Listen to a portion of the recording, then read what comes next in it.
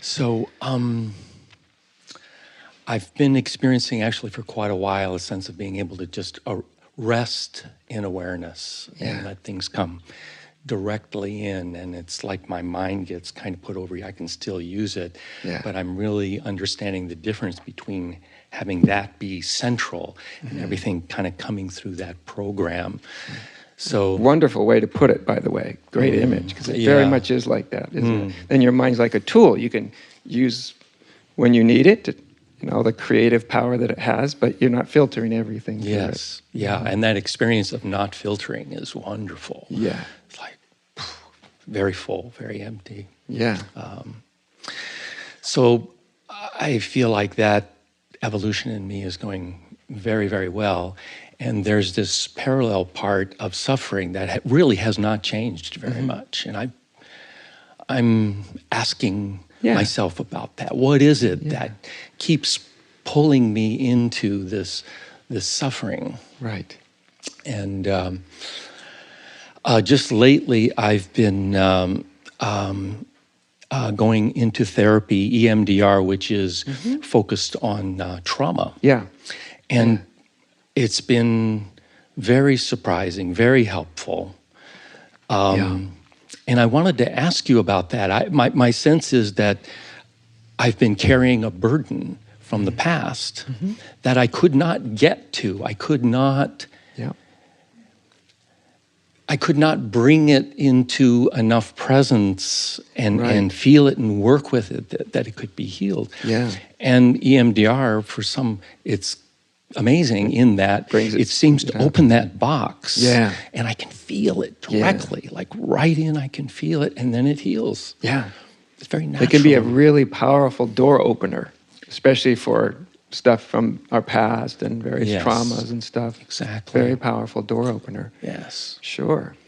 So I'm feeling a lot of excitement about what would it be like to be, to be able to put that burden down. Could I be trauma-free? What would that do to my awareness? Could I abide more in that direct resting in awareness experience? And I just wanted to know if you, I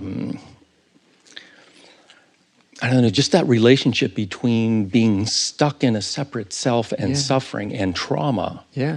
Sure. It's a great question. I mean, it's the interface between spirituality and psychology. Not as abstract ideas, but our spirituality, right? Our essence, let's say. Spirituality in terms of essence. Our essence and our personal psychology, right? And we might have insight that can deliver us to our essence, right? And that itself can heal a lot of personal psychology. Rarely does it heal at all. Right? It's very, very, very rarely. It's a really wonderful, wonderful thing. But these two dimensions of being, even though I can talk about them as two dimensions, and in one, like paradox again. In one sense, they're two different things, but they're two different things that are also interacting constantly. I mean, in essence, they're all one thing, but they're also constantly interacting. So you put it as a question, but I have a distinct feeling that your question was actually a statement when you said, could dealing with and sort of getting unhooked from some of the trauma, could that allow you to rest in your essence of being, right? When you put that as a question, what I felt is that was actually a statement of what you know to be true, right? And so I would just affirm that, sure it does. That's because these things they're not exactly the same, but they're all part of the greater psyche, right? And so just like realization of essence can affect sort of personal psychology to a great extent, but also resolving some things in personal psychology can make it a lot easier to rest in essence. And there are ways like, what do I know that I need to pay attention to? When something feels like discord, that's the way our bodies are saying, pay attention, right? Like if you were walking with bare feet, let's say, and you stepped on a thorn, the way your body says, hey, don't keep walking on that thorn, it's not good for you, is it goes, ouch. Right? The ouch gets your attention. And then you go, oh, I think I'll take this out before it gets infected. But psychologically, the same thing. Psychological ouches are kind of a way that our psychology is saying, hey, pay attention. Yeah, depression. I have struggled deeply with depression. Yeah. And I had no idea what it was about. There was no content. Yeah. So now I'm beginning to see that perhaps, and I'm right in the middle of it, but that deep trauma somehow has captured my attention in these very negative stories. Right. And difficult to get to. And it's in my body too. Yeah. It's in my body-mind system. Yeah, it's and cellular. The mind, and the mind can take those experiences that we can't handle, for instance, as a kid, and put them in a box over here. Yeah. How do you get there? You know. Well, that's what I think. That's in large part what really good psychological technique does. It's adept at, just like certain spiritual teachings are meant to open certain boxes of insight, you might say. Yeah. Certain psychological approaches are meant to open psychological doors within us where we don't have access to. Before, all you felt was the depression. Yes. You didn't know why. Yeah. Right? It was all locked in there beyond your ability to get to it until you reached out, you found somebody that said, hey, I have a key that can open that door. Yeah. And then it opens. And it worked. Yeah. Oh, God. Phew. Amazing. Yeah. And it's like a revelation, isn't it? It is. Good Lord. Is. And I was, my experience of depression and suffering was very confused with who I was. Like when being in suffering, it's easy to identify with it. Oh, yeah. And there's no explanation for it. Like for my depression, there was no reason I could, hold on to. But it was an ouch. It was a message that something needs healing here. Right. Yeah. Right. Well, like I said, thank God for ancestors. I mean, human ancestors in general. That we're right now, we've got the most updated tools at this moment. Sure, 200 years from now may seem totally primitive, people at some other point in time, but they're the best. They're advanced. Some of them are quite advanced now, and that's really, really lucky because nobody even knew what the word psychological trauma meant 200, 300 years ago. Yes. All you had was melancholy. Yeah. Do you know what I mean? That's such a nice little quaint label to put on bone-crushing depression. Yeah. Right. And nobody has a positive self-talk when you're depressed. Right? You don't feel deeply depressed and go, I really do love myself, though. I'm a really good person. I really am worthwhile. You don't, right? The self-talk tends to reflect what you're experiencing, doesn't it? And then one reinforces the other. Yes.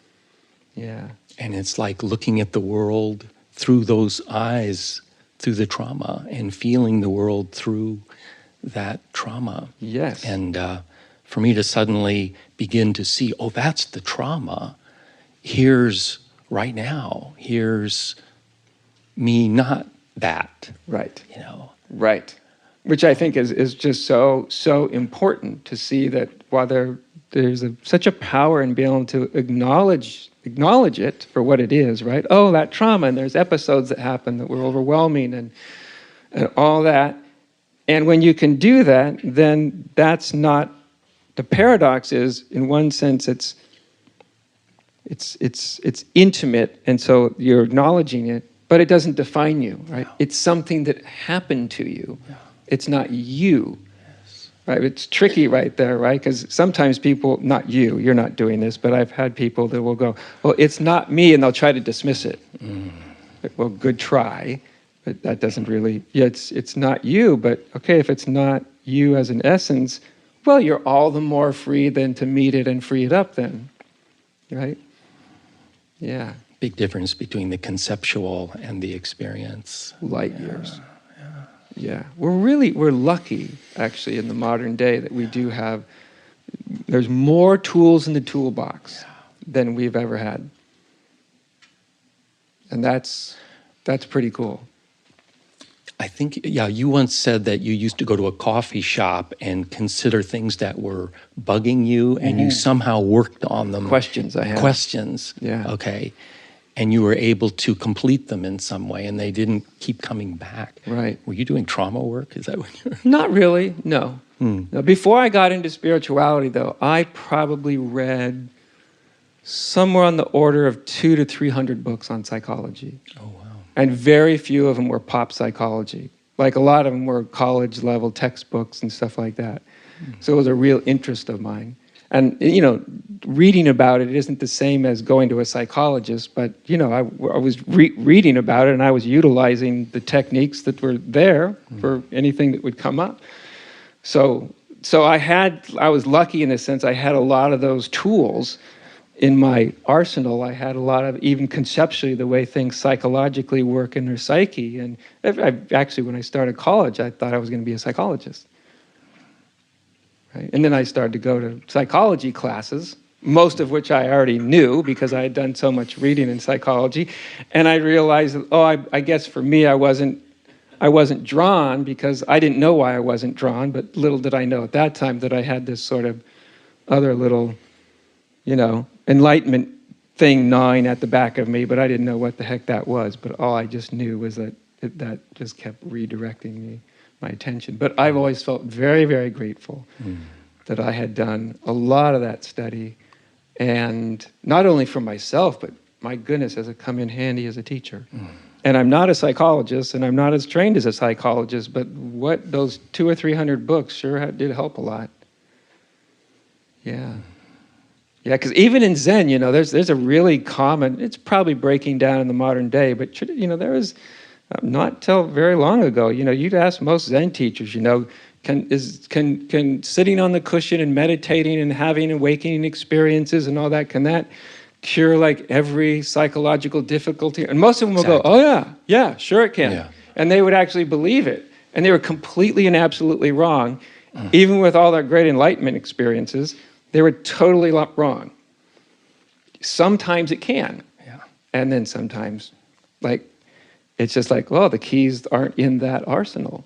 Like you found a key that's so necessary for you. So man, good for you. Yeah, thank you. Thanks for confirming that. It's great. Really I'm thrilled when anybody finds anything that is really, truly, obviously for you. I can just feel it in you. Like it's, like I said, it's its own sort of revelation to find that key and then to see what was going on. And you're not just in the blind. You're not like a blind man anymore, just feeling depressed, right? That's right. Yeah.